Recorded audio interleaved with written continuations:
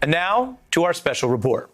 In the many cases where police kill innocent people, we hear a recurring plea from the victims' families. When will Americans believe what is happening and say, enough is enough? This is 2020. Enough is enough. The people marching in the streets are telling you enough is enough. The police officers come into our neighborhoods. They brutalize. They terrorize. They murder our children, and we have done nothing. This is not new. Police kill roughly 1,000 people every year in America, killing black people at double the rate of other victims. The pleas to stop the killing were ignored for decades. So tonight, right now, we report on why, on the voices demanding change to try to inform the path ahead. So we begin in 1963, as Dr. King led the March on Washington against segregation and racism, and singer Sam Cooke that year was barred from a hotel because he was black, and then arrested for objecting. Afterward, Cooke wrote "A Change Is Gonna Come," saying he was moved by that incident, the protests, as well as Bob Dylan's "Blowing in the Wind." Like this year's protests, the song pleaded with America to confront government racism and violence, recounting personal hardship and also hope, making it a civil rights anthem.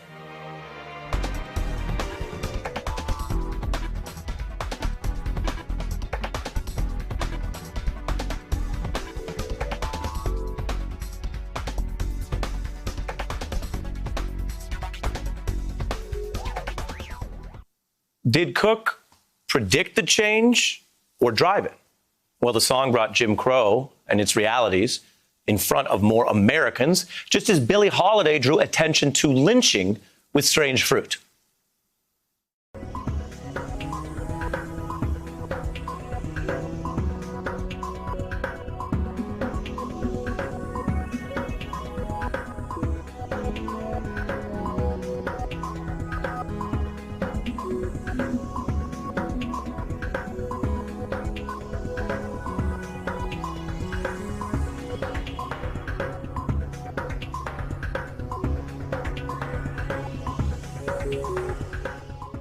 Those haunting words echo like horrific poetry. Holiday adapted that song from a political poem by a labor organizer, pushing 1930s Americans to face the lynchings of what is now a total of over 4,000 black people. Despite corporate pressure to censor that song, Strange Fruit actually became her highest selling record. Those black artists, aligned with activists, were drawing attention to racist realities that many ignored. They led us here. So we should really listen and learn some of their lessons, from Sam Cooke to Grandmaster Flash, who recounted life inside the concrete jungle in his 1982 anthem, The Message. That music video ends with police harassment and this unlawful arrest. And just as NWA shocked 1980s America with the aggressive anthem, F the Police, let's listen to what was being said then as it echoes now. That song wasn't against the concept of police. It was against the system's routine racial profiling and killing. It recounted police harassing brown people and police thinking they have the authority to kill a minority, a point that's literally echoed today as protesters quote those very words like earlier generations quoted Sam Cooke. But in the Bush-era 80s, the anti-police anthem by NWA was actually banned. It was attacked by the FBI, which rebuked the group for disrespecting law enforcement, even warning its label that the FBI opposed the song and its message. Fact check. The FBI can't control free speech, and it's not supposed to spend your tax dollars writing album reviews. Many artists pleaded with America to see and believe and react to the reality of police brutality, from Wu-Tang Clan recounting cold-hearted killers with blue suits slaying our black youth, to KRS-One highlighting real footage of police beating protesters in an iconic song, arguing that while many white Americans may see police as protectors, a source of safety, many black Americans live in a reality where police are the source of danger. That's why KRS-One told us people fear the very sound of the police.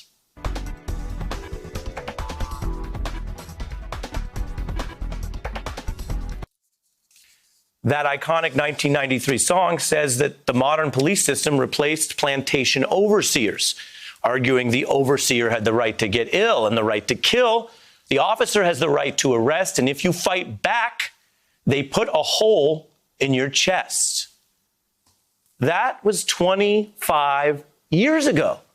KRS-One stressing the racist historical framework for modern justice, a once perhaps radical view that's now central to the political focus today on structural racism.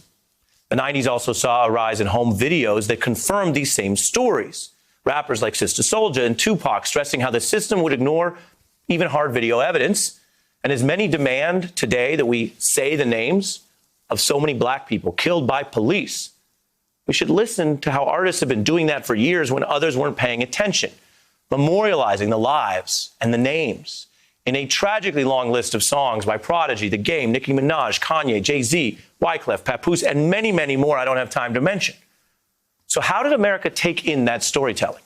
The names, the facts, these sad, recurring realities. I want you to think about this tonight because it's important. America did not take it well, which brings us to another part of tonight's report. And I admit, we're already detailed here, but this is important for the road ahead. Those stories told by black artists and activists were often met with two reactions. From the police, black artists' criticism of police brutality was met with police brutality, a crackdown we've seen in protests this year as well as in decades past. And then from the broader political system, a different crackdown, which I'm going to show you. So let's go all the way back to Sam Cooke, where we began, who faced discrimination that inspired his very song. Well, we must also remember that while change did come, it was not in time for him. Activists were literally quoting his song on signs and posters in 1964, marching his words in front of America. The Voting Rights Act passed next year, but by then, Cooke was dead at 33, shot by a motel manager in a controversial incident that authorities ruled a justifiable homicide, which was widely contested. As for Billie Holiday, she died in a hospital where police were trying to hold her for drug charges, handcuffed to the hospital bed. Cruel measures so severe that a court ordered police out of the room for her final hours. She was 44. Now, some might think that was a long time ago, but every other recent artist quoted thus far tonight has also faced documented discrimination. Police harassing NWA, and pulling out shotguns for Wu-Tang Clan, which they told America about in the very first year they got famous on Arsenio. Next thing I know, I look back, I see like 3 cop cars, they're radioing in for backup. They got shotguns and stuff pointed at us. So I'm thinking, is they gonna kill us or what did I do? So now we're all outside. Hold on. We're all outside now. They got us on the concrete with our faces down on this hot concrete. Whether you're successful or unsuccessful, I'm saying, if you kind of got this tone of skin, I'm saying they're going to kind of really bring it on you. So it's just the same thing everybody else be going through. It happened to us. Same thing everyone was going through. And later, police arrested a member of that group for charges so flimsy that even in 1999, a grand jury, which legally tends to approve virtually any proposed indictment, voted down the proposed charges, as a lawyer explained in an appearance with the rapper ODB and his mother, who says she's used to this. A Kings County grand jury voted yesterday to exonerate Russell Jones of all wrongdoing. Clearly, the incident did not take place as reported by members of the New York City Police Department. I gave him a cell phone for Christmas, and they thought it was a gun. No, I didn't have no gun. I don't use guns. What's it like as a mother to see all this go down? Well, I'm used to it. I'm used to it by now. You know, all I do is I pray. I'm used to it by now. It was the same out west where Tupac, who was the son of a Black Panther activist, found that his songs about police harassment were met with a police chokehold that led him to sue the Oakland PD. They were charging me with jaywalking. Next thing I know, my face was being buried into the concrete and I was laying face down in the gutter, waking up from being unconscious in cuffs. Next thing I knew, I was in the chokehold, passing out. You're suing them. 10 mil. We'll see what else happens. can I do? You know, Yeah. we'll see what happens. You know how that go. Yeah. Rodney King still fighting for his, and they got it on tape. They got it on tape. They had it on tape in 92. We have it on tape in 2020. Why weren't we listening? You had those police officers, some of them, cracking down. But police power stems from a wider system, which not only ignored those artists' accounts over and over on tape or not documented, they all ignored it and attacked it at the time and tried to make hip hop an example of something terrible, turning the tables to attack the artists. Hip hop has done more damage to black and brown people than racism. It's just despicable. It's outrageous. It is filled with misogyny. Many young blacks are unsupervised and prone to imitate bad behavior, like what Lil Wayne puts out. Now, we just showed you clips from Fox News, but let's be historically clear and accurate. It went way beyond just the right wing. While right now some stories of racism and policing are getting more of a hearing, let's recall this was a bipartisan attack on black artists and rappers, with the leaders of both parties elevating it to a presidential issue, from George Bush and Bob Dole on the right to Bill Clinton, listen for it, literally likening Sister Souljah to David Duke. A line has been crossed, not just of taste, but of human dignity and decency. The kind of hatred that you do not honor today. From songs about killing policemen and rejecting law. If you took the words white and black and you reversed them, you might think David Duke was giving that speech. That was a kind of political consensus. It was incorrect.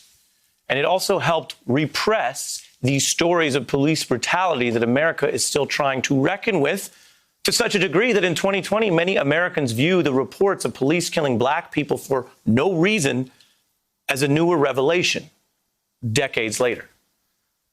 It's a revelation to some because people didn't listen before, didn't believe. And now more people are believing. Now more people are seeing the reality of black lives narrated by black artists and activists, saying the names of black lives taken, so America might someday finally act like Black Lives Matter. A lot of this comes down to listening and believing evidence. You know, they give the Pulitzer Prize for journalistic reporting to work that captures events accurately as they occur. By that standard, some of these artists deserve a Pulitzer, accurately capturing things that many Americans missed, an award that some of them would only receive posthumously because throughout American history, the cost for advocating black lives is often another black life lost. What now? These facts are known and have been known for some time. Now, in this current era, there's more information and more videos and more evidence than any other time in history, technologically. But the human question remains the same as it was when Billie Holiday and KRS-One and Sam Cooke tried to tell us. This time, will we really listen? Will we act? It's been too hard living. Well, you've been listening, right? So you know the rest.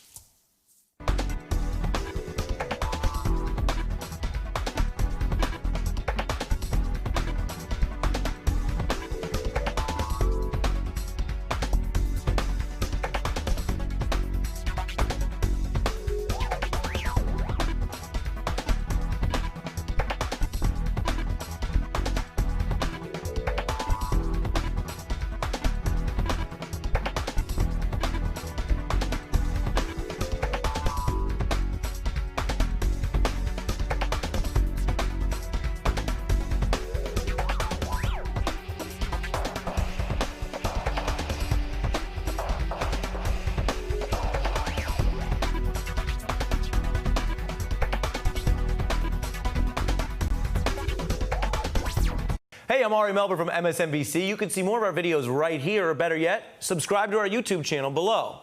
You could have been anywhere in the world, but you're here with us, and we appreciate that.